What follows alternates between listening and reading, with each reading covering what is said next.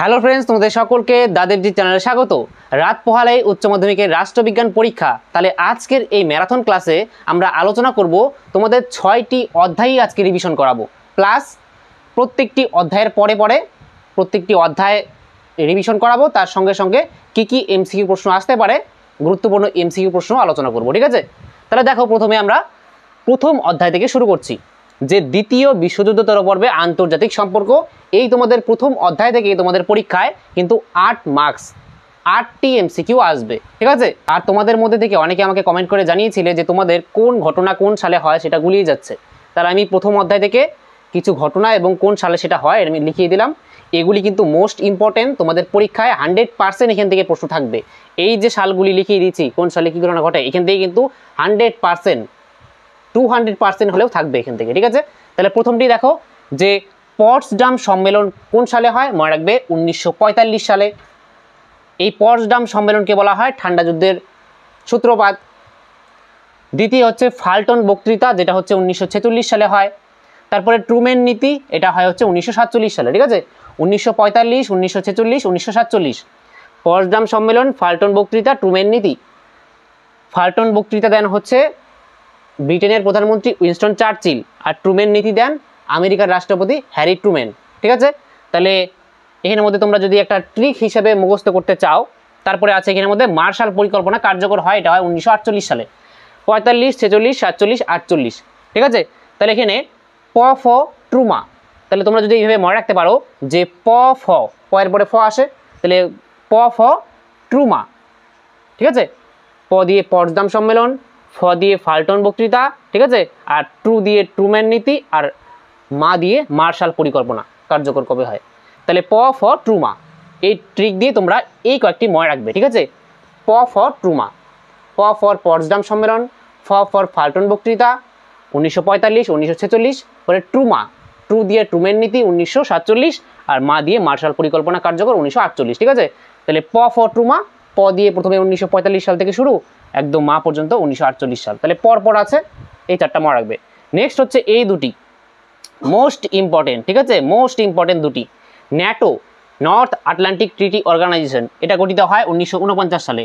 আর ওয়ার্স চুক্তি, এটা গঠিত হয় 1955 সালে, ঠিক আছে? ন্যাটো গঠিত হয় আমেরিকার উদ্যোগে, ওয়ার্স চুক্তি গঠিত হয় সোভিয়েত ইউনিয়নের উদ্যোগে, ঠিক আছে? তাহলে কার উদ্যোগে কোনটা গঠিত হয় পরীক্ষায় কিন্তু আগেও এসেছিল, আবার বলছি মনে রাখবে। ন্যাটো গঠিত হয় আমেরিকার উদ্যোগে, আর ওয়ার্স চুক্তি গঠিত হয় সোভিয়েত ইউনিয়নের উদ্যোগে। ন্যাটো 1949 আর ওয়ার্স চুক্তি 1955। আর নেক্সট হচ্ছে হাঙ্গেরি বিদ্রোহ, সুয়েজ সংকট, কঙ্গো সমস্যা, আর কিউবা ক্ষেপণাস্ত্র সংকট।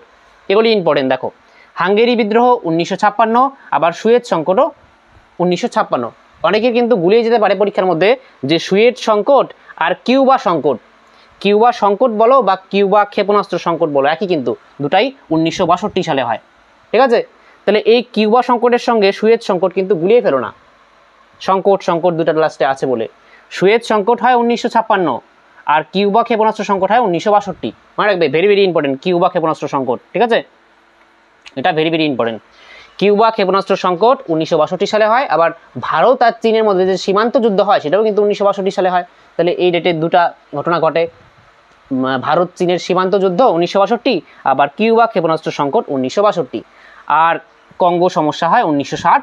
আর এই দুটাই কিন্তু হাঙ্গেরি বিদ্রোহ এবং সুয়েজ সংকট 1956, ঠিক আছে? এতটুকু মনে রাখলে। নেক্সট সল্ট 1 আর SALT 2, very very important. SALT 1 1972, SALT 2 1979, মনে রাখবে। ফুল ফর্মটা মনে রাখবে, strategic arms limitation talk 1, strategic arms limitation talk 2, হয়ে গেল। স্টার্ট 1 এটা 1991 সালে হয়। ফুল ফর্ম কি? স্ট্র্যাটেজিক আর্মস রিডাকশন ট্রিটি, ঠিক আছে? Strategic arms reduction treaty 1, 1991। তাহলে এই হয়ে গেল গুরুত্বপূর্ণ ঘটনা, এবং সেটা কোন সালে হয় প্রথম অধ্যায় থেকে। এবার তোমাদের সম্পূর্ণ প্রথম অধ্যায়টি আমি রিভিশন করিয়ে দিচ্ছি, ঠিক আছে? দেখো, তোমাদের প্রথম টপিক আছে ঠান্ডা যুদ্ধের পর্ব, তাই তো? তাহলে ঠান্ডা যুদ্ধের পর্বে তোমাদের জানতে হবে প্রথমে যে ঠান্ডা যুদ্ধটা কি। ঠান্ডা যুদ্ধ কি? যে 1945 সালের পরে, অর্থাৎ দ্বিতীয় বিশ্বযুদ্ধের পরে, দ্বিতীয় বিশ্বযুদ্ধ হয় 1939 সাল থেকে 1945 সালের মধ্যে। এই 1945 সালের পরে, অর্থাৎ দ্বিতীয় বিশ্বযুদ্ধের পরে কি হয়, যে মার্কিন যুক্তরাষ্ট্রের নেতৃত্বে পুঁজিবাদী দেশ আর সোভিয়েত ইউনিয়নের নেতৃত্বে সমাজতান্ত্রিক রাষ্ট্রের একটা পৃথিবীতে জোট গঠন হয়। ঠিক আছে, কার শক্তি বা কার মতাদর্শ কতটা ভালো, ঠিক আছে, কার প্রভাব কতটা বেশি বিশ্বের মধ্যে প্রভাব বিস্তার করতে থাকে দুটি শক্তি জোট, তাই না? তাহলে এই যে দুটি মতাদর্শের মধ্যে যে বিরোধ দেখা দেয়, ঠিক আছে, নিজের প্রভাব বিস্তার করতে থাকে দুটি জোট, এটাই হচ্ছে ঠান্ডা যুদ্ধের পর্ব। ঠিক আছে, তাহলে যদি পরীক্ষায় বিবৃতি আকারে দেয় যে ঠান্ডা যুদ্ধ হয়েছিল ধর্মের ওপর ভিত্তি করে, ধর্মগত দ্বন্দ্বের জন্য, বা ঠান্ডা যুদ্ধ হয়েছিল মতাদর্শগত দ্বন্দ্বের জন্য, তাহলে কোনটা ঠিক হবে? মনে রাখবে যে ঠান্ডা যুদ্ধ হয়েছিল মতাদর্শগত দ্বন্দ্ব বা মতাদর্শগত বিরোধের জন্য। ঠিক আছে, ধর্মীয় কোনো বিরোধের জন্য হয়নি কিন্তু। নেক্সট, তাহলে ঠান্ডা যুদ্ধের অর্থ বোঝা গেল। তারপরে দেখো যে এখন ঠান্ডা যুদ্ধকে অনেকে অনেকভাবে সংজ্ঞায়িত করেছে, তাই না? তাহলে ঠান্ডা যুদ্ধকে অনেকে বলেছেন গরম শান্তি, কি বলেছেন? বার্নেট। মনে রাখবে ঠান্ডা যুদ্ধকে গরম শান্তি বলেছেন বার্নেট, আর ঠান্ডা যুদ্ধকে যুদ্ধের এক নতুন কৌশলকে বলেছেন ফ্রিডম্যান, এটা মনে রাখবে। ঠিক আছে, তারপরে ঠান্ডা যুদ্ধের একটা বৈশিষ্ট্য আছে, সেটা হচ্ছে বকলমের যুদ্ধ বা প্রক্সি ওয়ার। এটা কি? প্রক্সি ওয়ার বা বকলমের যুদ্ধের অর্থটা একটু মনে রাখবে যে দুটি দেশ দূরে থেকেই যুদ্ধের প্রস্তুতি নিতে থাকে কিন্তু সরাসরি তারা যুদ্ধ করে না, এটাই হচ্ছে প্রক্সি ওয়ার। আর এই প্রক্সি ওয়ার বা বকলমের যুদ্ধের যে প্রবণতা সেটা কখন দেখা যায়? ঠান্ডা যুদ্ধের সময়। ঠিক আছে, অপশনে থাকবে যে প্রক্সি ওয়ার বা বকলমের যুদ্ধ দেখা দিয়েছিল দ্বিতীয় বিশ্বযুদ্ধের সময়, ঠান্ডা যুদ্ধের সময়, ঠিক আছে, প্রথম বিশ্বযুদ্ধের সময়, তাহলে উত্তর হবে ঠান্ডা যুদ্ধের সময়। ঠিক আছে, নেক্সট, তাহলে তারপরে দেখো ঠান্ডা যুদ্ধ যে শব্দটা, এটা প্রথম কে ব্যবহার করেছিল? ঠান্ডা লড়াই বা ঠান্ডা যুদ্ধ শব্দটা কে ব্যবহার করেছিল প্রথম? বার্নার্ড বারুচ, মনে রাখবে। ঠিক আছে, আর তোমাদের এই অধ্যায় থেকে পড়তে হবে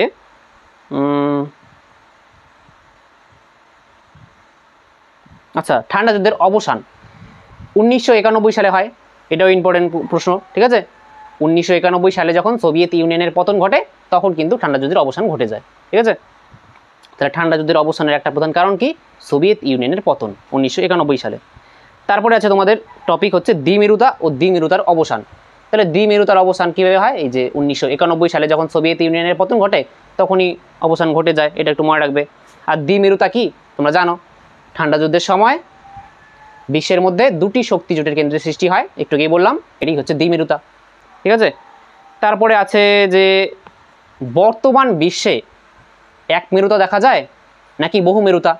পরীক্ষা কিন্তু লিখবে তোমরা বহু মেরুতা। ঠিক আছে, এক মেরুতা কখন দেখা দিয়েছিল? যখন 1991 সালে সোভিয়েত ইউনিয়নের পতন হয় তারপরে ওই সময়টাতে দেখা দিয়েছিল এক মেরুতা। তখন এক মেরু বিশ্বের প্রধান দেশ কি ছিল? আমেরিকা ছিল। কিন্তু বর্তমান 2025-এ দাঁড়িয়ে যদি বলা যায় যে এখন বিশ্ব রাজনীতি কেমন প্রকৃতির, এক মেরুতা, বহু মেরুতা নাকি দ্বিমেরুতা? উত্তর হবে বহু মেরুতা। কারণ বিশ্বের মধ্যে এখন কিন্তু একটা শক্তি জোটের কেন্দ্র নেই, শুধুমাত্র আমেরিকা না, ভারত আছে একটা উন্নয়নশীল দেশ, ভারতের প্রভাব আছে, ফ্রান্স আছে, ব্রিটেন আছে, জাপান আছে, ঠিক আছে, চীন আছে, চীনের এখন প্রভাব বাড়ছে, তাই না? তাহলে এখন কিন্তু দ্বিমেরুতা না, বহু মেরুতা, এটা বোঝা গেল। এবার আরেকটা টপিক আছে যে জোট নিরপেক্ষ আন্দোলন। তাহলে জোট নিরপেক্ষ আন্দোলনের মধ্যে তোমাদের এখানের মধ্যে পড়তে হবে এই যে দুটি আমি লিখিয়ে দিয়েছি, এটা হচ্ছে জোট নিরপেক্ষ আন্দোলন থেকে, যে বান্দুং সম্মেলন যেটা 1955 সালে হয়, আর বেলগ্রেড সম্মেলন যেটা হয় হচ্ছে জোট নিরপেক্ষ আন্দোলনের প্রথম শীর্ষ সম্মেলন কোথায় অনুষ্ঠিত হয়? এই বেলগ্রেডে হয়। আর এটিকে বলা হয় বেলগ্রেড সম্মেলন। কত সালে হয়? 1961 সালে। তাহলে যদি প্রশ্ন আসে যে জোট নিরপেক্ষ আন্দোলনের প্রথম শীর্ষ সম্মেলন কোথায় অনুষ্ঠিত হয় এবং কবে অনুষ্ঠিত হয়, দুটি আসতে পারে, কোথায়? বেলগ্রেডে। কবে? 1961 সালে। বা এইভাবে আসতে পারে যে বেলগ্রেড সম্মেলন কত সালে হয়? 1961 সালে। ইম্পর্টেন্ট কিন্তু, এটা পরীক্ষায় এসেছিল।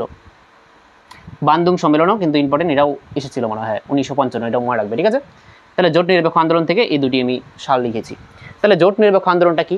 যে ঠান্ডা যুদ্ধের সময়, ঠিক আছে, যখন দুটি শক্তি জোটের কেন্দ্রে সৃষ্টি হয়েছিল তখন কি হয় যে ভারত এবং অন্যান্য তৃতীয় বিশ্বের দেশ মিলে কি করে যে তারা কোনো জোটেই যোগ দেবে না বলে তারা একটা আন্দোলন শুরু করে যে তারা নিরপেক্ষ থাকবে, না পুঁজিবাদী জোটে যোগ দেবে না সমাজতান্ত্রিক জোটে যোগ দেবে, তারা পৃথক থেকে স্বতন্ত্র বিদেশ নীতি প্রণয়ন করবে। ঠিক আছে, তাহলে এটা হচ্ছে জোট নিরপেক্ষ আন্দোলন, কোনো শক্তি জোটে অংশগ্রহণ না করে দূরে থাকা। তাহলে এই জোট নিরপেক্ষ আন্দোলনের অর্থ বোঝা গেল।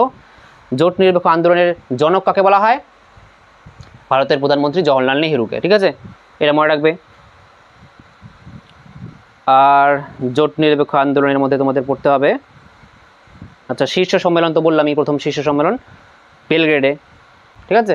আর জোট নিরপেক্ষ আন্দোলন থেকে আরেকটা গুরুত্বপূর্ণ জিনিস মনে রাখবে যে কোন দেশের কোন লিডার ছিল, ঠিক আছে। জোট নিরপেক্ষ আন্দোলনের টোটাল 5টি লিডারের নাম তোমরা মনে রাখবে, ঠিক আছে।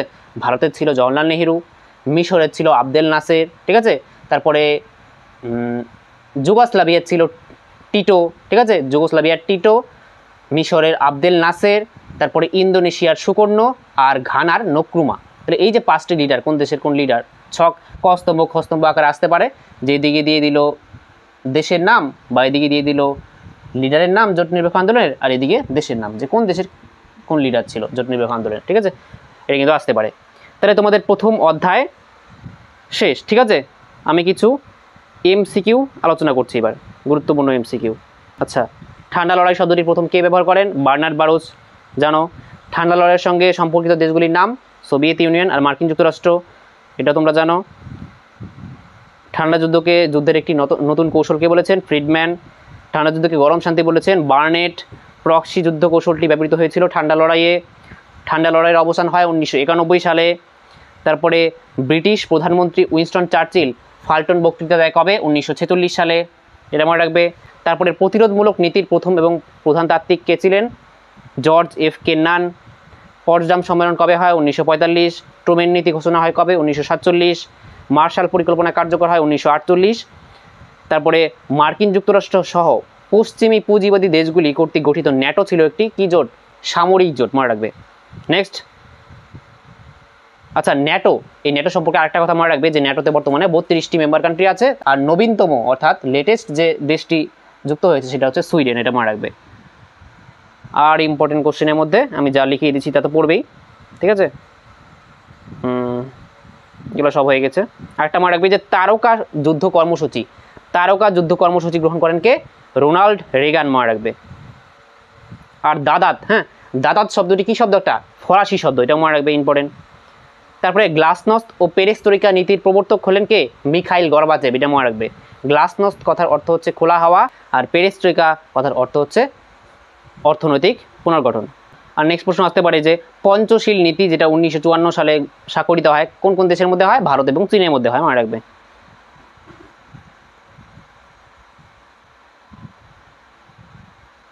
ঠিক আছে, তাহলে এই ছিল তোমাদের প্রথম অধ্যায়টি রিভিশন কমপ্লিট।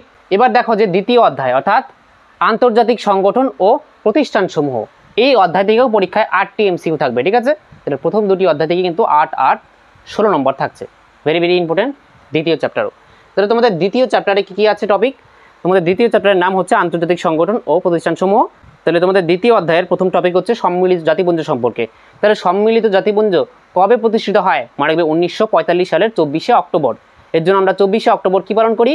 সম্মিলিত জাতিপুঞ্জ দিবস হিসেবে পালন করে থাকি।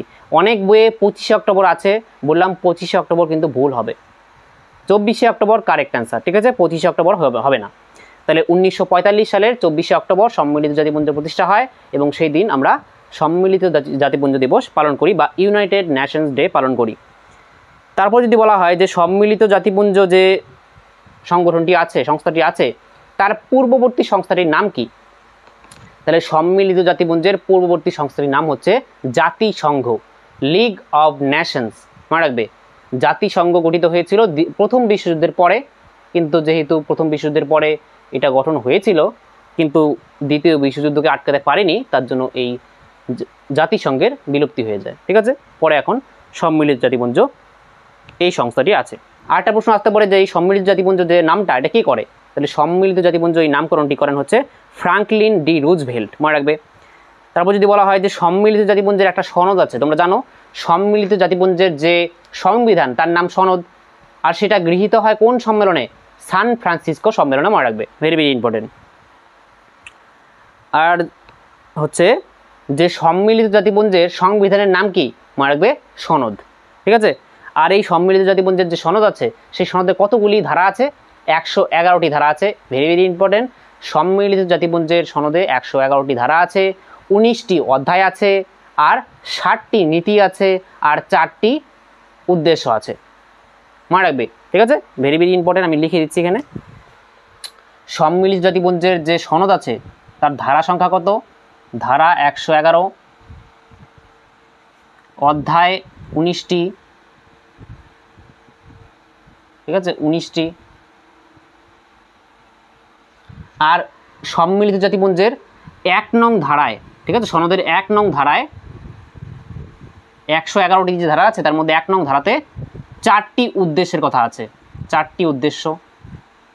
ঠিক আছে, তবে যদি পরীক্ষায় আসে যে সম্মিলিত জাতিপুঞ্জের সনদের কত নং ধারায় 4টি উদ্দেশ্যের কথা আছে, 1 নং ধারায়। আর যদি বলে সম্মিলিত জাতিপুঞ্জের 1 নং ধারায় কয়টি উদ্দেশ্যের কথা আছে, 4টি উদ্দেশ্যের কথা আছে। আর 2 নং ধারায় 60টি নীতির কথা আছে, 60টি নীতির কথা আছে।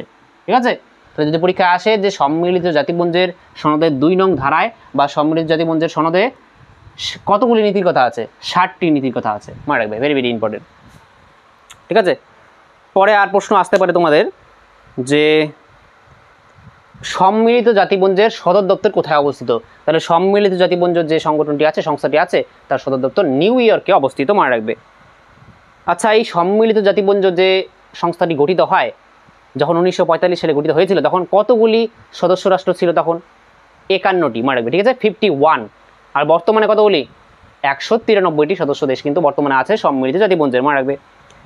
আর যদি বলা যায় যে সম্মিলিত জাতিপুঞ্জের 193তম দেশটির নাম কি, দক্ষিণ সুদান। ঠিক আছে, সাউথ সুদান বা দক্ষিণ সুদান।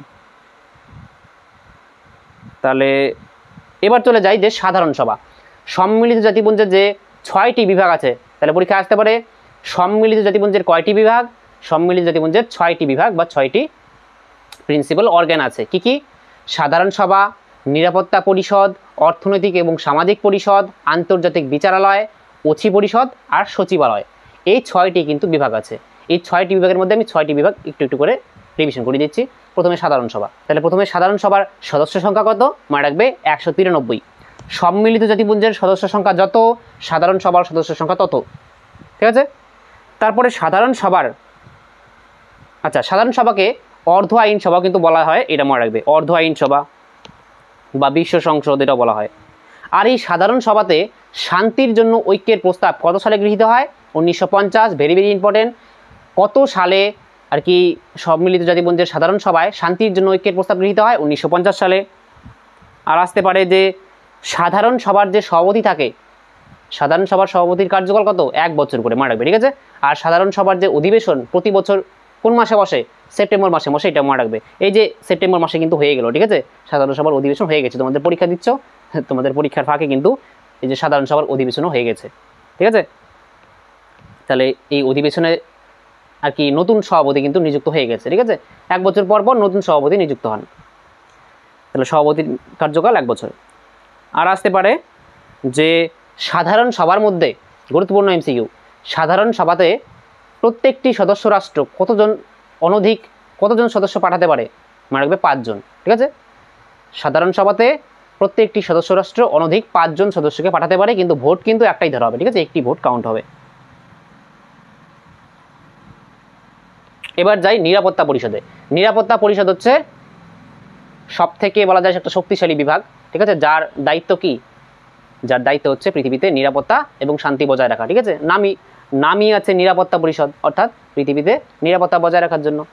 তাহলে এর সদস্য সংখ্যা কত, নিরাপত্তা পরিষদের সদস্য সংখ্যা মনে রাখবে 15। তার মধ্যে 5টি হচ্ছে স্থায়ী, যাকে বলা হয় পঞ্চপ্রধান বা P5। সেই রাষ্ট্রগুলির নাম কি, আমেরিকা, রাশিয়া, ফ্রান্স, ব্রিটেন আর চীন, এই 5টি। আর বাকি আছে 10টি অস্থায়ী সদস্য। আর 10টি যে অস্থায়ী সদস্য আছে তাদের কার্যকাল কত বছর, 2 বছর, মনে রাখবে। নিরাপত্তা পরিষদের অস্থায়ী সদস্যদের কার্যকাল 2 বছর, আর স্থায়ী সদস্যরা তো স্থায়ী, সারা বছরই থাকে। ঠিক আছে, এবার আর কি প্রশ্ন আসতে পারে, যে সম্মিলিত জাতিপুঞ্জের যে সনদ আছে না, সম্মিলিত জাতিপুঞ্জের সংবিধানের নাম সনদ, সেটাকে সংশোধন কোন 2টি বিভাগ করতে পারে, মনে রাখবে, সাধারণ সভা এবং নিরাপত্তা পরিষদ। এই 2টি বিভাগ মিলে কিন্তু আর কি সম্মিলিত জাতিপুঞ্জের সংবিধান অর্থাৎ সনদ সংশোধন করতে পারে। আর ভেটো ক্ষমতা কাদের রয়েছে, নিরাপত্তা পরিষদের স্থায়ী সদস্যের রয়েছে। ঠিক আছে, অস্থায়ী সদস্যের নেই কিন্তু। নিরাপত্তা পরিষদের 5টি যে স্থায়ী সদস্য আছে, অর্থাৎ পঞ্চপ্রধান যে রাষ্ট্রগুলি আছে, আমেরিকা, রাশিয়া, ফ্রান্স, ব্রিটেন, চীন, এই 5টি রাষ্ট্রেরই কিন্তু আছে। আচ্ছা, নিরাপত্তা পরিষদেও কিন্তু সভাপতি হয়, তাহলে সেই সভাপতির কার্যকাল 1 মাস, মনে রাখবে। এবার যাই যে অর্থনৈতিক এবং সামাজিক পরিষদে। অর্থনৈতিক এবং সামাজিক পরিষদ আরেকটা বিভাগ। আর এই অর্থনৈতিক এবং সামাজিক পরিষদের সদস্য সংখ্যা কত? মনে রাখবে 54, ঠিক আছে। তারপরে এই অর্থনৈতিক এবং সামাজিক পরিষদের সদস্যদের কার্যকাল কত বছর? মনে রাখবে 3 বছর করে, ঠিক আছে। 54 জন সদস্যদের কার্যকাল 3 বছর করে। আর মনে রাখবে যে অর্থনৈতিক এবং সামাজিক পরিষদের যে 54 জন সদস্য আছে তাদের মধ্যে থেকে প্রতি বছর 1/3 সদস্য কিন্তু অবসর নেয়, ঠিক আছে। 1/3 সদস্য অবসর নেয় প্রতি বছর। নেক্সট বলা যায় যে আন্তর্জাতিক বিচারালয়, ঠিক আছে। এই আন্তর্জাতিক বিচারালয়ের সদর দপ্তর কোথায় অবস্থিত? নেদারল্যান্ডের হেগ শহরে। Very very important. আচ্ছা, আন্তর্জাতিক বিচারালয়ের মধ্যে কতজন বিচারপতি থাকে? 15 জন, আর তাদের কার্যকাল 9 বছর করে, মনে রাখবে। আচ্ছা, আন্তর্জাতিক বিচারালয়ের বিচারের এলাকা বা এখতিয়ার কয়টি? 3টি, মনে রাখবে। তোমাদের টেস্ট পেপারেও ছিল, অনেকে অনেক ভুল টুল করিয়ে দিয়েছে, আমি দেখেছি অনেক ইউটিউবাররা। 3টি হবে কিন্তু, ঠিক আছে। আন্তর্জাতিক বিচারালয়ের বিচারের এলাকা বা এখতিয়ার 3টি। আচ্ছা, এবার দেখো যে মহাসচিবের সম্পর্কে। তাহলে সম্মিলিত জাতিপুঞ্জের যে মুখ্য প্রশাসনিক অধিকর্তা তাকে বলা হয় মহাসচিব, তাই তো। মহাসচিব হচ্ছে সম্মিলিত জাতিপুঞ্জের মুখ্য প্রশাসনিক অধিকর্তা, এটা মনে রাখবে। আর বর্তমানে সম্মিলিত জাতিপুঞ্জের মহাসচিব কে আছেন? অ্যান্তোনিও গুতেরেজ, ঠিক আছে। আর মহাসচিব যে আছে পদটি, সেক্রেটারি জেনারেল, এখানে কিন্তু পুনর্নির্বাচন হয়, ঠিক আছে। পুনর্নির্বাচিত হয়ে আসতে পারে একজন মহাসচিব, কিন্তু আবার তার কার্যকাল শেষ হওয়ার পরে আবার কিন্তু পুনর্নির্বাচিত হতে পারে। তাহলে বিবৃতি সত্য মিথ্যাতে এমন দিতে পারে। বিবৃতি এ, যে মহাসচিব পুনর্নির্বাচিত হতে পারে না, তাহলে এটা কি হয়ে যাবে? বিবৃতি কিন্তু মিথ্যা হয়ে যাবে, তাই না? হতে পারে। যেমন বর্তমানে আছে অ্যান্তোনিও গুতেরেজ, তিনি 2017 সালে হয়েছিল মহাসচিব, আবার কিন্তু ইলেক্ট হয়েছে দ্বিতীয়বারের জন্য। 5 বছর তো কবেই শেষ, 2017 সালে হলে 17, 18, 19, 20, 21, 21এই শেষ হয়ে যেত, আবার কিন্তু ইলেক্ট হয়ে গেছে 2025 পর্যন্ত এখনও আছে অ্যান্তোনিও গুতেরেজ। আর প্রথম যদি বলা হয় যে পরীক্ষা আসে সম্মিলিত জাতিপুঞ্জের প্রথম মহাসচিবকে, তাহলে উত্তর হচ্ছে ট্রিকভিলি। আর যদি বলে বর্তমান মহাসচিবকে, তাহলে হচ্ছে অ্যান্তোনিও গুতেরেজ, ঠিক আছে। তাহলে এটা উত্তর হবে।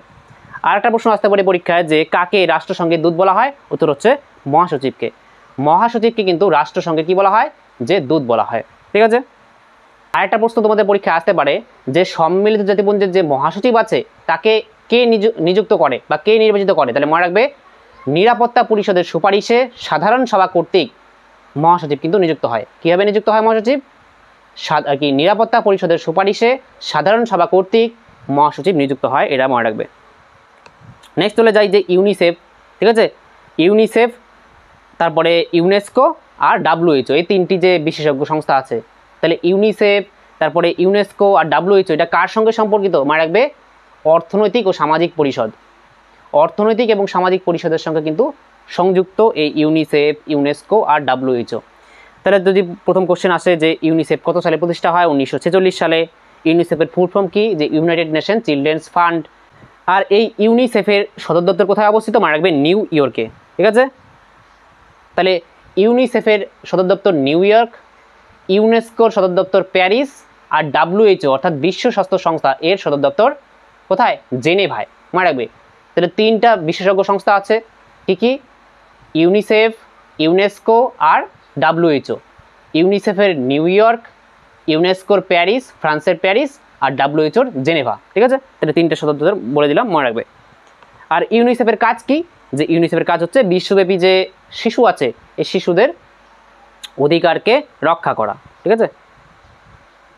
তাহলে এটা হয়ে গেল।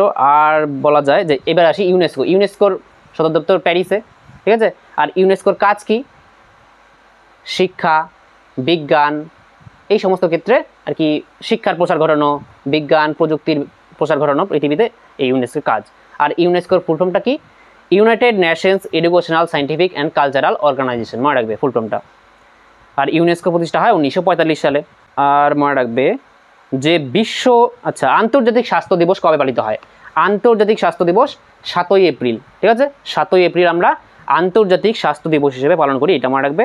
আরেকটা প্রশ্ন মনে রাখবে যে কোন সম্মেলনে দুটি আন্তর্জাতিক অর্থনৈতিক প্রতিষ্ঠান, একটা হচ্ছে IBRD আর একটা হচ্ছে IMF প্রতিষ্ঠা হয়? মনে রাখবে ব্রিটেন উডস সম্মেলনে। ব্রিটেন উডস সম্মেলনে IBRD, ঠিক আছে, আর IMF ইন্টারন্যাশনাল মনিটারি ফান্ড, এটি কিন্তু ব্রিটেন উডস সম্মেলনে কিন্তু এই দুটি সংস্থা প্রতিষ্ঠা হয়।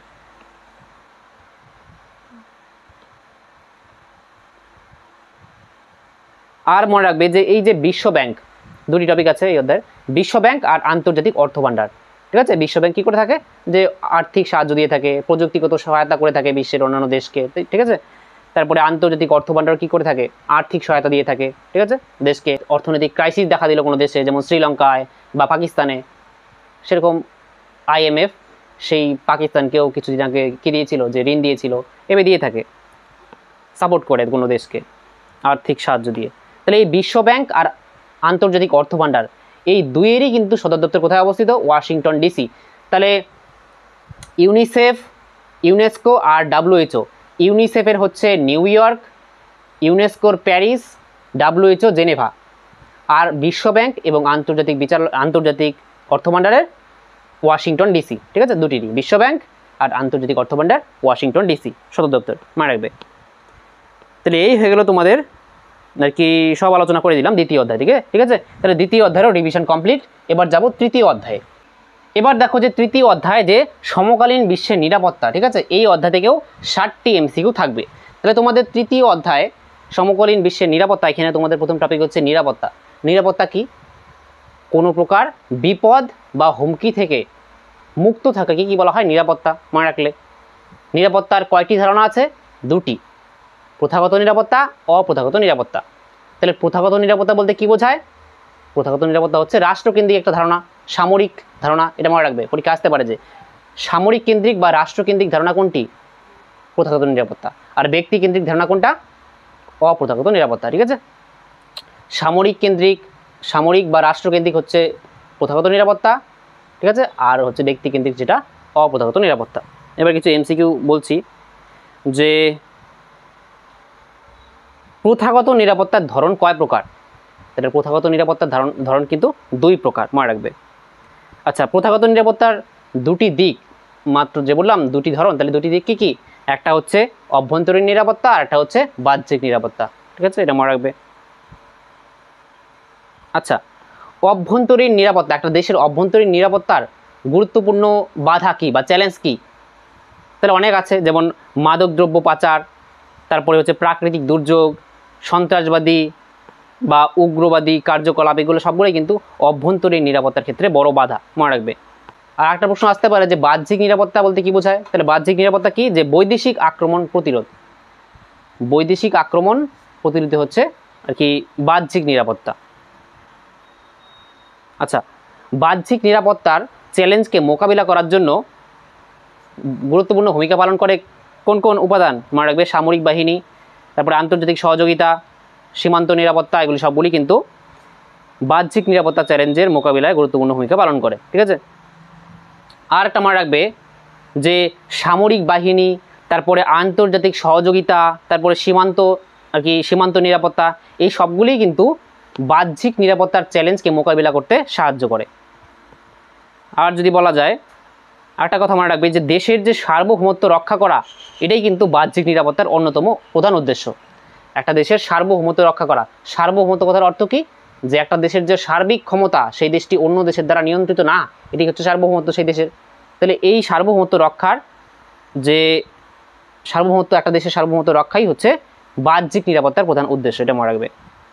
আচ্ছা, অপ্রথাগত নিরাপত্তা যা আছে, সেই অপ্রথাগত নিরাপত্তা সুনিশ্চিত করে কি, তাহলে অপশনে দিয়ে দিল যে ব্যক্তির নিরাপত্তা, রাষ্ট্রের নিরাপত্তা, ব্যক্তি ও রাষ্ট্রের উভয়ের নিরাপত্তা। তাহলে মনে রাখবে ব্যক্তি এবং রাষ্ট্রের উভয়ের নিরাপত্তা কিন্তু অপ্রথাগত নিরাপত্তা সুনিশ্চিত করে। শুধুমাত্র যে শুধু ব্যক্তির না, যেহেতু ব্যক্তিকেন্দ্রিক, তাছাড়াও রাষ্ট্রকেও কিন্তু নিরাপত্তা প্রদান করে।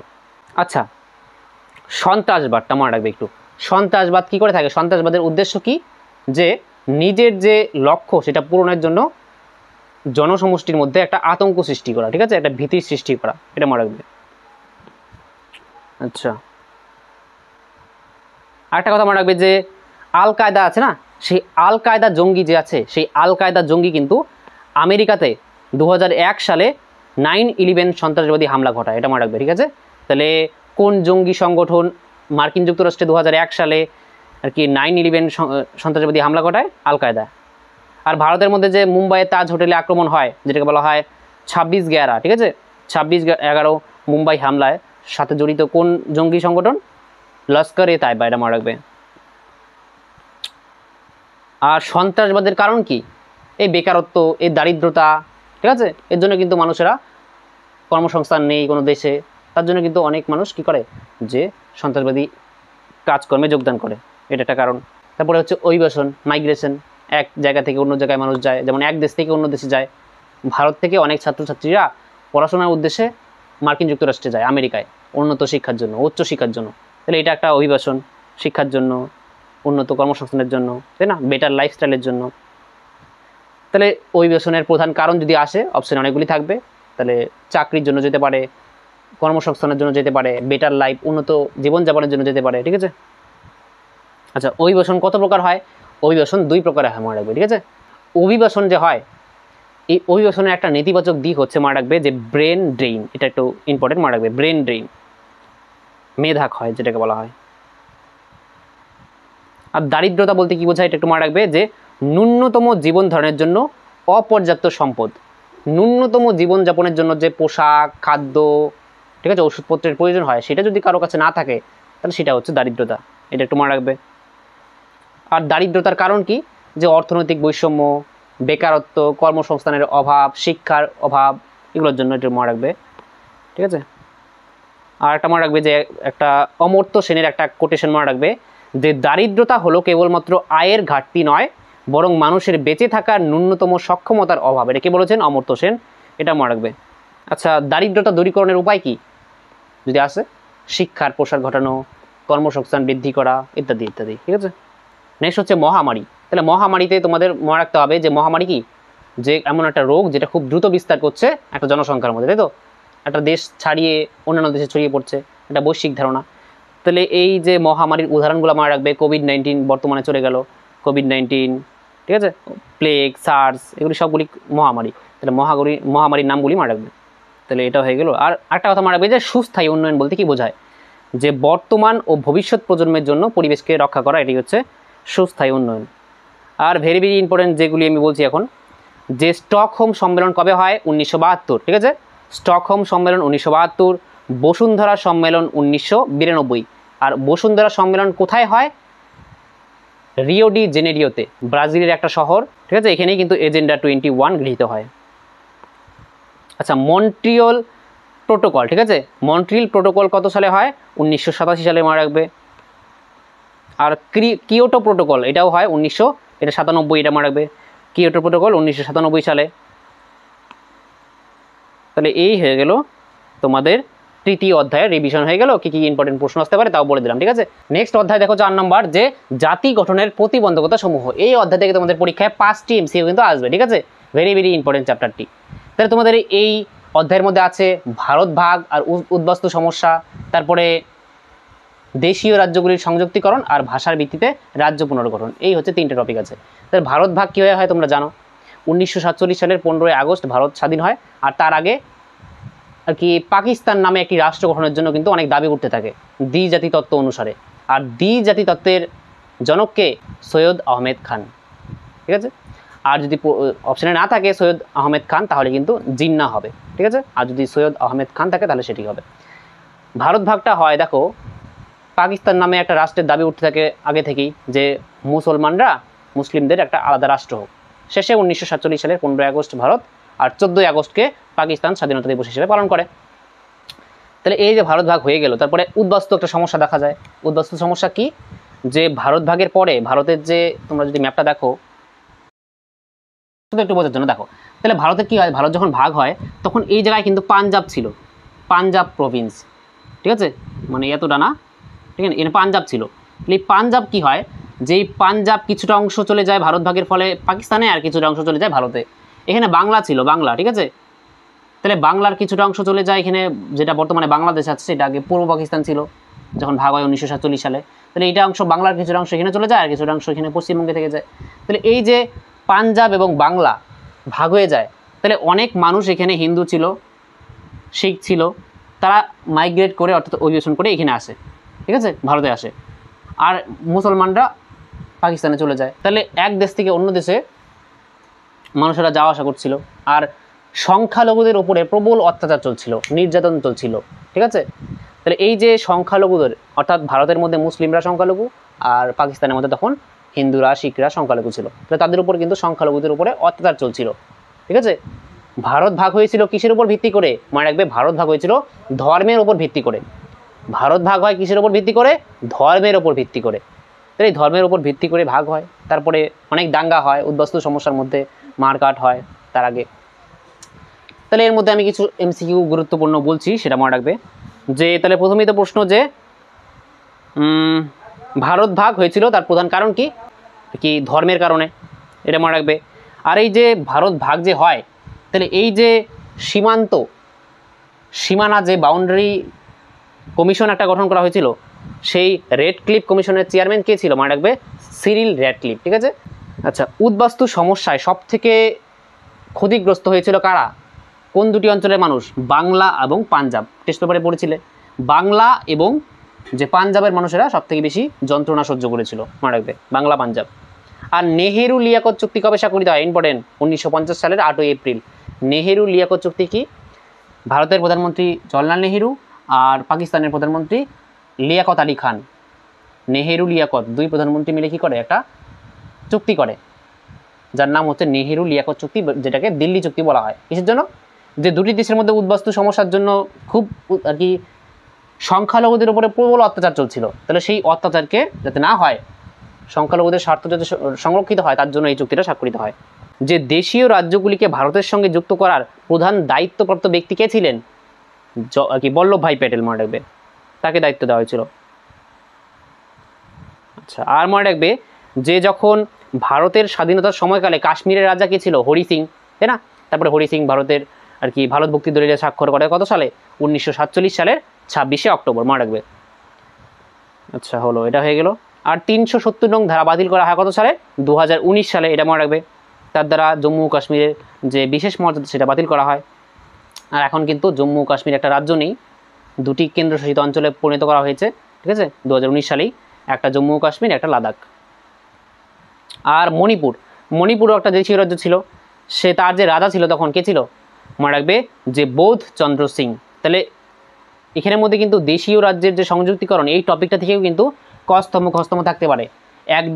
একদিকে এক সাইডে দেওয়া থাকবে ধরো যে রাজার নাম, আরেক দিকে দেওয়া থাকবে দেশীয় রাজ্যে, যেমন মণিপুর বোধচন্দ্র সিং থাকলো এক সাইডে, তারপরে ধরো জম্মু কাশ্মীর হরি সিং থাকলো, তাহলে উপরে নিচে থাকলো, তাহলে তোমাদের মিলাতে হবে। ঠিক আছে, যে হরি সিং হচ্ছে কাশ্মীরের, বোধচন্দ্র সিং হচ্ছে মণিপুরের, মনে রাখবে। এইভাবে জোট নিরপেক্ষ আন্দোলনের যে লিডার ছিল সেটার মতো আর কি। আচ্ছা, এটা হয়ে গেল। তারপরে মনে রাখবে যে হায়দ্রাবাদ হচ্ছে সব থেকে বড় বৃহৎ দেশীয় রাজ্য। স্বাধীন ভারতের, যখন ভারত স্বাধীন হয় তখন সবগুলি যে দেশীয় রাজ্য ছিল তার থেকে সব থেকে বৃহৎ যে দেশীয় রাজ্য ছিল তার নাম কি? হায়দ্রাবাদ। আর হায়দ্রাবাদকে ভারতের সঙ্গে সংযুক্তিকরণ করা হয় কোন অপারেশনের দ্বারা? কোন সামরিক অভিযানের দ্বারা? অপারেশন পোলোর দ্বারা। ভেরি ভেরি ইম্পর্টেন্ট প্রশ্ন। আর তখন হায়দ্রাবাদের নিজাম কে ছিল? আর মনে রাখবে, হায়দ্রাবাদের শাসককে তখন নিজাম বলা হতো।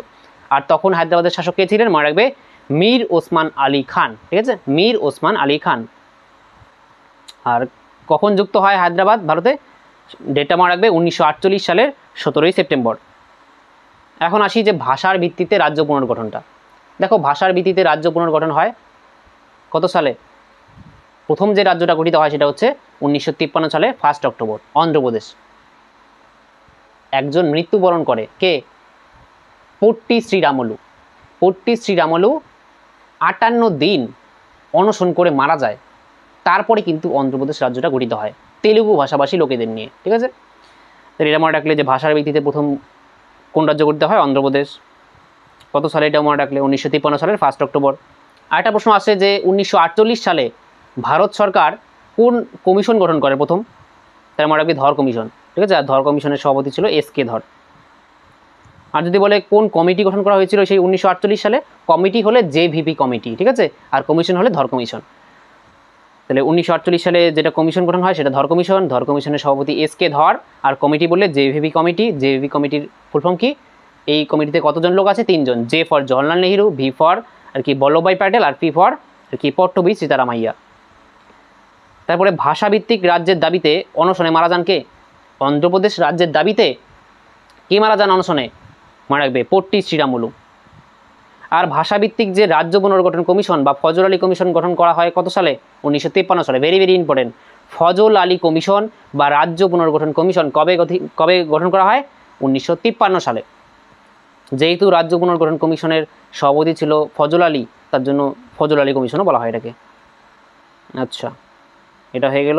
আরেকটা প্রশ্ন আসতে পারে যে বোম্বাই থেকে কোন দুটি রাজ্য গঠিত হয়? বোম্বাই আগে ছিল, বোম্বাই থেকে কিন্তু দুটি রাজ্যের সৃষ্টি হয় 1960 সালে। একটা হচ্ছে মহারাষ্ট্র, একটা হচ্ছে গুজরাট, মনে রাখবে। বোম্বাই থেকে পৃথক হয়ে মহারাষ্ট্র এবং গুজরাট হয় 1960 সালে। আর ইম্পর্টেন্টের মধ্যে তোমাদের বলা যায় যে সিকিম একটা আর কি, সিকিম পূর্ণাঙ্গ রাজ্যের মর্যাদা পায় কত সালে? মনে রাখবে 1975 সালে। আর কততম সংবিধান সংশোধনী দ্বারা? 36তম সংবিধান সংশোধনী দ্বারা 1975 সালে সিকিম একটা পূর্ণাঙ্গ রাজ্যের মর্যাদা পায় ভারতের। ঠিক আছে, এটা মনে রাখলে। আচ্ছা, একটু দেখে যাবে যে কোন রাজ্য কত সালে গঠিত হয়। ঠিক আছে, যেমন তেলেঙ্গানা লাস্ট গঠিত হয়েছিল 2014 সালে, এটা একটু মনে রাখলে। আর কোন রাজ্য থেকে? অন্ধ্রপ্রদেশ থেকে। যেই রাজ্যটি ভাষার ভিত্তিতে প্রথম গঠিত হয়েছিল, অন্ধ্রপ্রদেশ, 1953 সালে 1 অক্টোবর, সেই রাজ্য থেকে কিন্তু এই 2014 সালে তেলেঙ্গানা পৃথক হয়, এটা মনে রাখলে।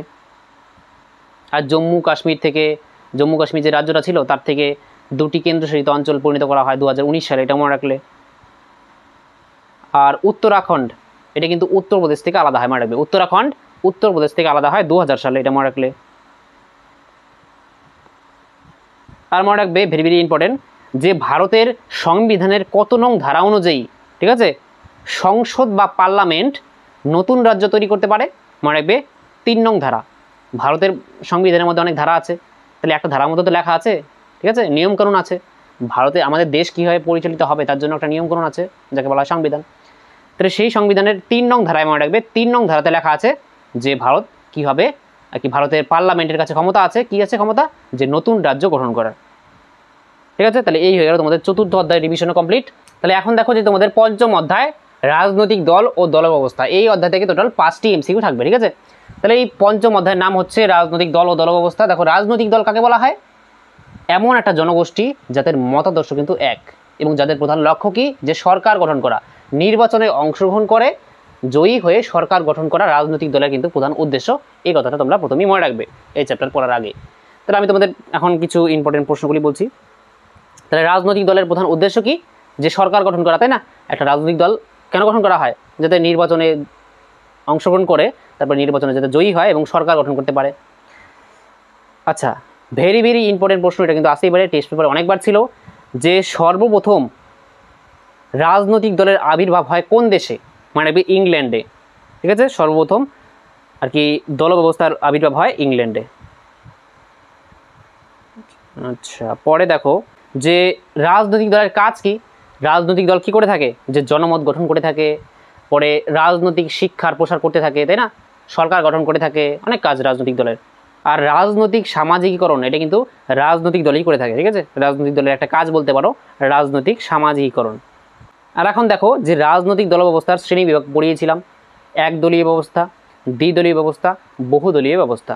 তাহলে একদলীয় ব্যবস্থা অর্থাৎ যে দেশের মধ্যে শুধুমাত্র একটা রাজনৈতিক দল আছে, যেমন চীন, কিউবা, উত্তর কোরিয়া।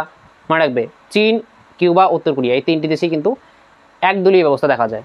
ঠিক আছে, আর এখন যদি বলা হয় দ্বিদলীয় ব্যবস্থা কোন কোন দেশে দেখা যায়? 2টি দেশের নাম মনে রাখবে, আমেরিকা, ব্রিটেন। ঠিক আছে, আমেরিকা আর ব্রিটেন, এই 2টি দেশে দ্বিদলীয় ব্যবস্থা দেখা যায়। আর বহুদলীয় ব্যবস্থা ভারতে, জার্মানিতে, ঠিক আছে, ফ্রান্সে, এগুলি মনে রাখবে। আরেকটা কথা মনে রাখবে যে ভারতে রাজনৈতিক দলগুলির মধ্যে জাতীয় দল হয় একটা, অর্থাৎ ন্যাশনাল পার্টি, আর একটা আঞ্চলিক দল। বর্তমানে ভারতের মধ্যে 6টি জাতীয় দল আছে। কয়টি? 6টি। কি কি?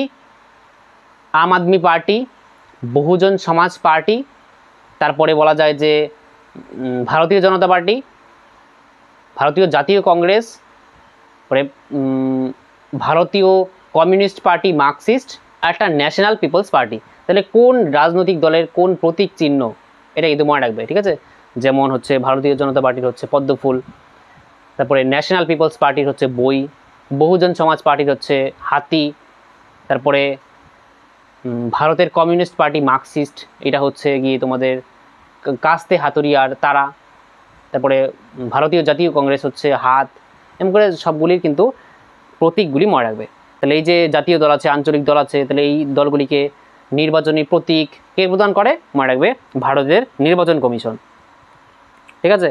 আর বর্তমানে 6টি জাতীয় দল আছে, এটাও মনে রাখবে। আর জাতীয় দলের বৈশিষ্ট্য কি? যে জাতীয় দল হচ্ছে সমগ্র দেশের প্রতিনিধিত্ব করে, তাই না, দেশ জুড়ে। আর আঞ্চলিক দলগুলি কোনো একটা অঞ্চলের স্বার্থের রক্ষার জন্য, অঞ্চলের সংকীর্ণ স্বার্থের জন্য তারা কিন্তু কাজ করে থাকে। আর ভারতীয় জাতীয় কংগ্রেস অর্থাৎ ইন্ডিয়ান ন্যাশনাল কংগ্রেস কবে প্রতিষ্ঠিত হয়? 1885 সাল। মনে রাখবে 1885, 1985 না কিন্তু। যে রাজনৈতিক দলের স্বীকৃতি ভারতের সংবিধানে কত সালে হয়? মনে রাখবে 1985 সালে। যখন 1985 সালে দলত্যাগ বিরোধী আইন পাশ হয় না, তখনই কিন্তু আর কি রাজনৈতিক দলের স্বীকৃতি ভারতের সংবিধানে হয়। ঠিক আছে। তাহলে এইভাবে একটু মনে রাখবে। তারপরে ধর্মভিত্তিক রাজনৈতিক দলগুলি, তারপরে জাতিভিত্তিক রাজনৈতিক দল, ভাষাভিত্তিক রাজনৈতিক দল, এগুলি একটু মনে রাখবে। ঠিক আছে। তাই তোমাদের ওভারঅল আমি ইম্পর্টেন্ট প্রশ্নগুলি বলে দিলাম আর রিভিশনও করিয়ে দিলাম। ঠিক আছে। এখন দেখো তোমাদের লাস্ট অধ্যায় অর্থাৎ ভারতের বিদেশ নীতি, এই অধ্যায় থেকে 60টি এমসিকিউ থাকবে। ভেরি ভেরি ইম্পর্টেন্ট একটা চ্যাপ্টার। ঠিক আছে, মন দিয়ে শুনে নাও। এখানে কিন্তু আমি কতগুলি ঘটনা অর্থাৎ এখানে কতগুলি চুক্তি স্বাক্ষরিত হয় বিভিন্ন দেশের মধ্যে আমি লিখে দিচ্ছি। ভারতের সঙ্গে বিভিন্ন দেশের বিভিন্ন চুক্তি হয়, ইম্পর্টেন্ট চুক্তিগুলি এখানে লিখে দিচ্ছি। বললাম এইখান থেকেও 100-200% প্রশ্ন থাকবেই থাকবে পরীক্ষায়। ঠিক আছে। তাহলে সিমলা চুক্তি 1972 সাল, তাসখন্দ চুক্তি 1966, লাহোর ঘোষণা 1999 আর সিন্ধু জল চুক্তি 1960 ভারতের সঙ্গে পাকিস্তানের মধ্যে হয়। মনে রাখবে ভারত পাকিস্তানের মধ্যে সিমলা চুক্তি হয় 1971 সালে, যখন বাংলাদেশকে স্বাধীন করার জন্য ভারতও আর কি সাহায্য করেছিল। তখন কিন্তু আর কি যে যুদ্ধ হয় ভারত পাকিস্তানের মধ্যে, তারপরে 1972 সালে এই সিমলা চুক্তি স্বাক্ষরিত হয়। ঠিক আছে, ভারত এবং পাকিস্তানের মধ্যে। তারপরে তাসখন্দ চুক্তি হয় 1966 সালে। কোন যুদ্ধের পরে? 1965 সালেও কিন্তু ভারত এবং পাকিস্তানের মধ্যে যুদ্ধ হয়। তাহলে সেই 1965 সালে ভারত পাকিস্তানের যুদ্ধের পরে 1966 সালে আবার সেই তাসখন্দ চুক্তি স্বাক্ষরিত হয়। ঠিক আছে। কার মধ্যস্থতায়? সোভিয়েত রাশিয়ার অর্থাৎ সোভিয়েত ইউনিয়নের নেতৃত্বে কিন্তু আর কি সোভিয়েত রাশিয়ার বা সোভিয়েত ইউনিয়নের মধ্যস্থতায় এই তাসখন্দ চুক্তি স্বাক্ষরিত হয় ভারত পাকিস্তানের মধ্যে। আর লাহোর ঘোষণা 1999 সালে হয়। আর এই 1999 সালেই ভারত এবং পাকিস্তানের মধ্যে কার্গিল যুদ্ধ হয়, এটা মনে রাখবে।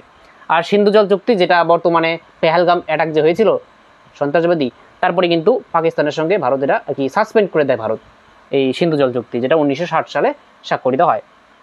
Most important. তারপরে ভারত এবং বাংলাদেশের মধ্যে একটা চুক্তি হয়, সেটা হচ্ছে গঙ্গা জল বন্টন চুক্তি, যেটা 1996 সালে হয়। Very very important. ভারত এবং নেপালের মধ্যে একটা চুক্তি হয় মহাকালী চুক্তি 1950 সালে, এটাও ইম্পর্টেন্ট। আর ভারত এবং আমেরিকার মধ্যে ভেরি ভেরি ইম্পর্টেন্ট লেমোয়া কমকাসা বেকা, মনে রাখবে লেমোয়া কমকাসা বেকা আর 1-2-3 চুক্তি, এটা তো মোস্ট ইম্পর্টেন্ট। লেমোয়া কমকাসা বেকা আর 1-2-3 চুক্তি স্বাক্ষরিত হয় ভারত এবং আমেরিকার মধ্যে। লেমোয়া 2016, কমকাসা 2018, বেকা 2020 আর 1-2-3 চুক্তি স্বাক্ষরিত হয় 2007 সালে। তাহলে তোমরা এইভাবে মুখস্থ করবে লেমোয়া কমকাসা বেকা। আমি যেভাবে বলছি লেমোয়া কমকাসা বেকা, লেমোয়া কমকাসা বেকা 2016, 2018, 2020, 2016, 2018, 2020। ঠিক আছে, 2016, 18, 20 আর 1-2-3 চুক্তি তোমরা জানোই 2007। তাহলে আমি বলে দিলাম, এগুলি তোমরা একটু স্ক্রিনশট নিতে পারো। ঠিক আছে। তাহলে এখন আমি ভারতের বিদেশ নীতি ওভারঅল চ্যাপ্টারটা একটু বুঝিয়ে দিচ্ছি। ঠিক আছে, কী কী ইম্পর্টেন্ট প্রশ্ন আসতে পারে। আর তাহলে তোমাদের ভারতের বিদেশ নীতি, তাহলে ভারত আর কি বিদেশ নীতি কাকে বলা হয় এটা একটু মনে রাখবে, যে একটা দেশ অন্য দেশের সঙ্গে কী সম্পর্ক নির্ধারণ করবে সেটাই হচ্ছে বিদেশ নীতি। ঠিক আছে। ভারতের বিদেশ নীতির প্রধান স্তম্ভ কি? মনে রাখবে ভারতের বিদেশ নীতির প্রধান স্তম্ভ হচ্ছে জোট নিরপেক্ষতা। ঠিক আছে। ভারতের বিদেশ নীতির যদি বলা হয় স্তম্ভ কি? জোট নিরপেক্ষতা। আর ভারতের বিদেশ নীতির রূপকারকে? ভারতের বিদেশ নীতির রূপকার হচ্ছে জওহরলাল নেহেরু, এটা মনে রাখবে। আর পঞ্চশীল চুক্তি ভারত এবং চীনের মধ্যে স্বাক্ষরিত হয় কত সালে? 1954 সালে, এটা মনে রাখবে। ভারত চীন এটা একটা লেখানো হয়নি, বলে দিচ্ছি। 1954 সালে ভারত এবং চীনের মধ্যে পঞ্চশীল চুক্তি স্বাক্ষরিত হয়। ঠিক আছে। আচ্ছা, আর একটা ইম্পর্টেন্ট প্রশ্ন, যে কার আমলে 1991 সালে ভারতের অর্থনৈতিক উদারীকরণ ঘটে? নরসিম্হা রাওয়ের। ঠিক আছে। আর পূর্বে তাকাও নীতি নরসিম্হা রাও, গুজরাল নীতি কার সৃষ্টি? ইন্দ্র কুমার গুজরাল। তারপরে আচ্ছা, ভারত এবং শ্রীলঙ্কার মধ্যে কোন প্রণালী আছে? পক প্রণালী, এটা মনে রাখবে। আর কোন দেশের আগের নাম সিলন ছিল? শ্রীলঙ্কা। এলটিটি যে জঙ্গিটা ছিল সেটা কোন দেশে দেখা দিয়েছিল? শ্রীলঙ্কাতে। ঠিক আছে। আর এলটিটির পুরো নাম কি? লিবারেশন টাইগার্স অফ তামিল এলাম। আর এই যে সংগঠনটা জঙ্গি সংগঠন শ্রীলঙ্কায় ছিল, এর দাবি কী ছিল? কী করতে চেয়েছিল?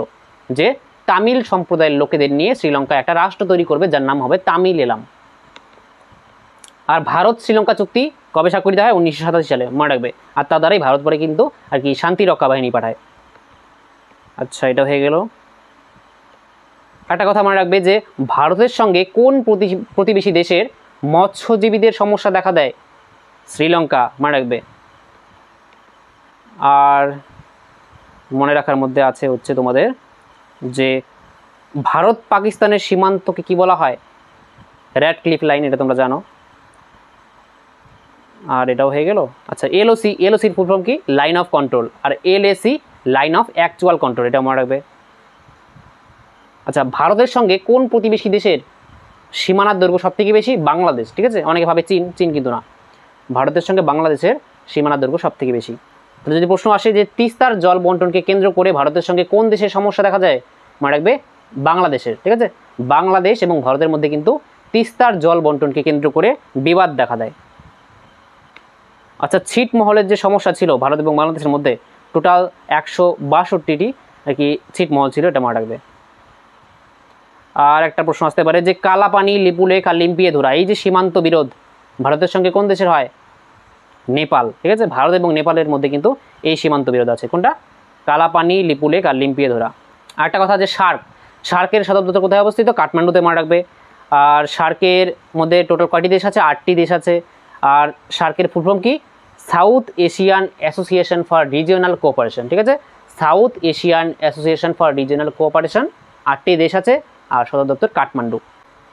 বাংলাদেশ কবে স্বাধীন হয়? 1971 সালে, এটা মনে রাখবে। আর কোয়াড, হ্যাঁ, কোয়াড একটা সংগঠন বা একটা কোয়াড একটা জোট, ঠিক আছে। কোয়াড জোটের মধ্যে 4টি দেশ আছে, মনে রাখবে। কি কি? ভারত, আমেরিকা, জাপান আর অস্ট্রেলিয়া, ঠিক আছে। Bharat, America, Japan, Australia. Indo Pacific এলাকার মধ্যে চীনের প্রভাবকে প্রতিহত করার জন্য কিন্তু এই কোয়াড জোটটি গঠন করা হয়েছে। আচ্ছা, ব্রাহ্মোস যে সুপারসনিক ক্রুজ মিসাইল সেটা কোন কোন দেশ মিলে বানায়? মনে রাখবে ভারত এবং রাশিয়া, ঠিক আছে। ব্রাহ্মোস যে সুপারসনিক ক্রুজ মিসাইল সেটা নামকরণ করা হয় ভারতের ব্রহ্মপুত্র নদী আর রাশিয়ার মস্কোভা, ঠিক আছে। ব্রহ্মপুত্র আর মস্কোভা দুটি মিলে ব্রহ্মোস নামকরণ করা হয়। তাহলে ভারত এবং রাশিয়া। আরেকটা প্রশ্ন যে কুদানকুলাম কি পরমাণু বিদ্যুৎ কেন্দ্র ভারতে যে আছে, ভারতের তামিলনাড়ুতে কুদানকুলাম পরমাণু বিদ্যুৎ কেন্দ্র আছে, সেটা ভারতে যে তৈরি করা হয় কোন দেশের সহায়তায়? রাশিয়ার সহায়তায়। তারপরে S-400 কোন দেশ থেকে ভারত পারচেস করে? রাশিয়ার থেকে। আর ভারত চীন যুদ্ধ হয় কত সালে? 1962 সালে, এটা মনে রাখবে। আর ডোকলাম সংঘাত 2017 সালে হয়, এটা মনে রাখবে। আর গলওয়ান উপত্যকার যে সংঘর্ষ এটাও চীনের সঙ্গে হয়, এটা 2020 সালে, এটাও হয়ে গেল। আর BRI project, belt and road initiative, BRI এর ফুল ফর্মটা জানলে, আর BRI প্রজেক্টটা কে চালু করে? চীনের, এটা কিন্তু একটা প্রজেক্ট। আর CPECর ফুল ফর্মটা মনে রাখবে যে চায়না পাকিস্তান ইকোনমিক করিডর, এটা যে POKর উপর দিয়ে গেছে। আর লাস্ট হচ্ছে টপিক, সেটা হচ্ছে ভারতের পারমাণবিক নীতির বৈশিষ্ট্য, তাই না। সেখান থেকে কিছু প্রশ্ন আছে যে ভারতের পারমাণবিক কর্মসূচির জনক কাকে বলা হয়? হোমি জাহাঙ্গীর ভাবাকে, এটা একটু মনে রাখলে। আর ভারত প্রথম পরীক্ষামূলকভাবে পারমাণবিক বিস্ফোরণ কত সালে ঘটায়? 1974 সালে, ঠিক আছে। এই দুইটার মধ্যে একটা আসতে পারে কিন্তু, ঠিক আছে। ভারত প্রথম পরীক্ষামূলকভাবে আর কি পরমাণু বিস্ফোরণ ঘটায় পোখরানে 1974 সালে, তখন ভারতের প্রধানমন্ত্রী ছিল ইন্দিরা গান্ধী, আর তার সাংকেতিক নাম ছিল স্মাইলিং বুদ্ধা। আর দ্বিতীয়বার 1998 সালে পোখরান 2 বলা হয় যেটাকে, আর সেটা হয়েছিল অটল বিহারী বাজপেয়ীর সময়ে, আর যার সাংকেতিক নাম ছিল অপারেশন শক্তি, 1998 সালে হয়, বললামই। আচ্ছা, এটাও হয়ে গেল। আর নো ফার্স্ট ইউজ বা প্রথম ব্যবহার নয়, এর অর্থ কি? এর অর্থ হচ্ছে ভারত প্রথমেই পারমাণবিক অস্ত্র ব্যবহার করবে না, ঠিক আছে। ভারত যুদ্ধের মধ্যে প্রথমে কোনোভাবেই পারমাণবিক অস্ত্র ব্যবহার করবে না। অন্য একটা দেশ যদি ভারতে পারমাণবিক অস্ত্র প্রয়োগ করে তাহলে কিন্তু ভারত ব্যবহার করবে। তাহলে ভারতের পারমাণবিক নীতির বৈশিষ্ট্যগুলি কি? আমি কিন্তু 5টা বৈশিষ্ট্য লিখিয়ে দিয়েছিলাম, একটু মনে রাখবে, ঠিক আছে। যে ভারত প্রথমে ব্যবহার করবে না, পারমাণবিক অস্ত্রের সীমিত প্রতিরোধ, পারমাণবিক শক্তিহীন রাষ্ট্রের বিরুদ্ধে আর কি কোনো ব্যবহার করবে না, ঠিক আছে। যেই রাষ্ট্রের কাছে পারমাণবিক শক্তি নেই সেই রাষ্ট্রের বিরুদ্ধে কিন্তু ভারত কখনোই পারমাণবিক আর কি অস্ত্র ব্যবহার করবে না।